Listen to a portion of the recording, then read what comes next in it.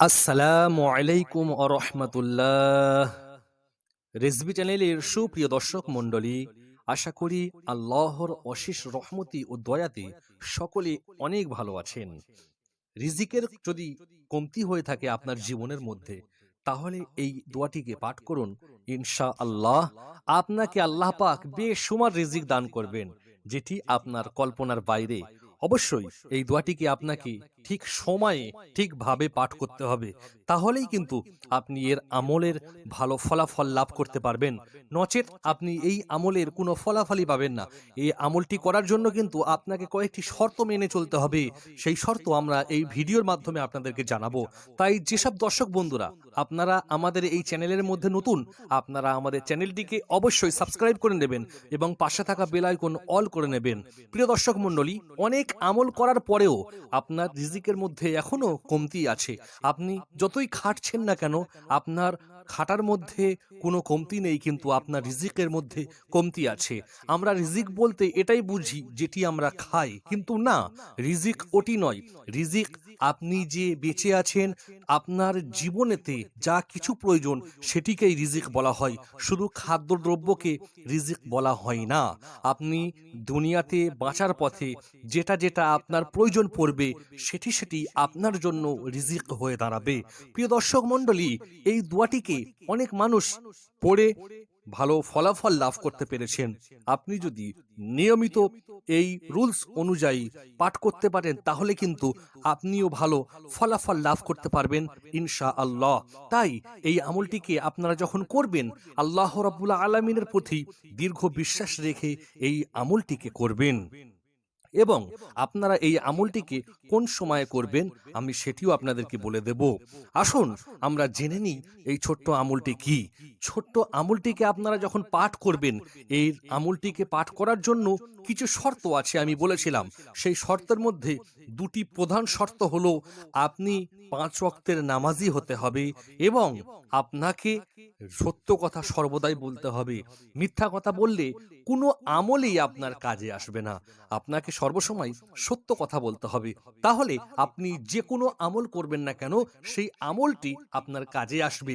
আর যদি আপনি মিথ্যা কথা বলেন আর আপনাকে যদি কোরআন মজিদ গুলিয়ে খাইয়ে দেওয়া হয়, তাহলেও আপনার কোনো কাজে আসবে না। এই আমলকে করার আগে এই দুটি শর্ত আপনাকে মানতে হবে। একটি হলো নিয়মিতভাবে আপনাকে 5 ওয়াক্তের নামাজ পড়তে হবে, তার সাথে সাথে আপনাকে মিথ্যা থেকে দূরে থাকতে হবে, মানে হলো সত্য কথা বলতে হবে। আর পবিত্র কোরআন মজিদের মধ্যে মহান রব্বুল আলামিন বলেছেন, ইন্নাল্লাহা মা'আস সাবিরিন, নিশ্চয়ই আল্লাহ পাক সবর কান্নেওয়ালাদের সাথে আছেন।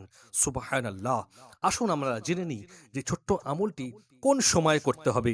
ছোট্ট আমলটি আপনারা প্রত্যেক দিন ফজর নামাজের পরেতে আপনাকে করতে হবে। এই আমলটি ফজর নামাজের পরেতে ওই ওয়াক্তের মধ্যেই ওই মুসাল্লায় বসে আপনাকে এই আমলটিকে পাঠ করতে হবে।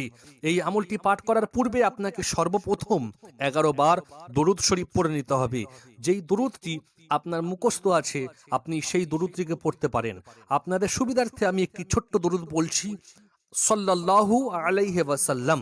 যদি এই দরুদটি আপনাদের মুখস্থ থাকে, তাহলে আপনারা এই দরুদটিকে পড়বেন। না হলে এই দরুদটিকে আপনারা পড়তে পারেন, আল্লাহুম্মা সাল্লি আলা মুহাম্মাদিন ওয়া আলা আলি মুহাম্মাদিন কামা সাল্লাইতা আলা ইব্রাহিমা ওয়া আলা আলি ইব্রাহিমা ইন্নাকা হামিদুম মাজিদ। আল্লাহুম্মা বারিক আলা মুহাম্মাদিন ওয়া আলা আলি মুহাম্মাদিন কামা বারাকতা আলা ইব্রাহিমা ওয়া আলা আলি ইব্রাহিমা ইন্নাকা হামিদুম মাজিদ।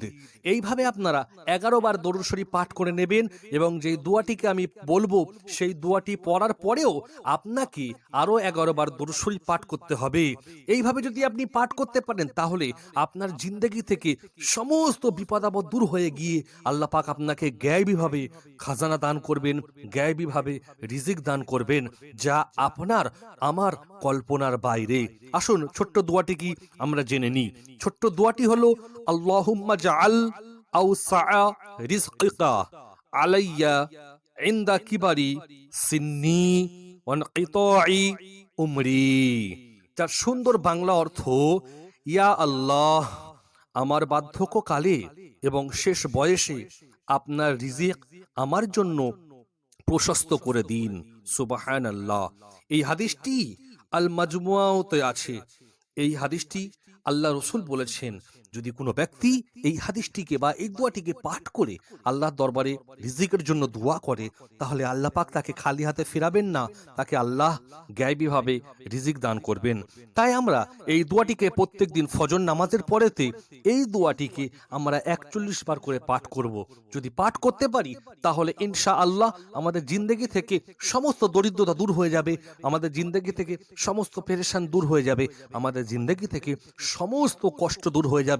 আল্লাহ আমাদেরকে গায়বীভাবে খাজানা দান করবেন। প্রিয় দর্শক মণ্ডলী, তার সাথে সাথে আজকের ভিডিওটি এত দূর পর্যন্ত।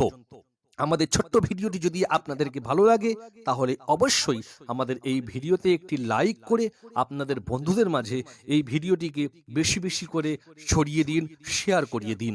ভালো থাকবেন, সুস্থ থাকবেন। আল্লাহ হাফিজ।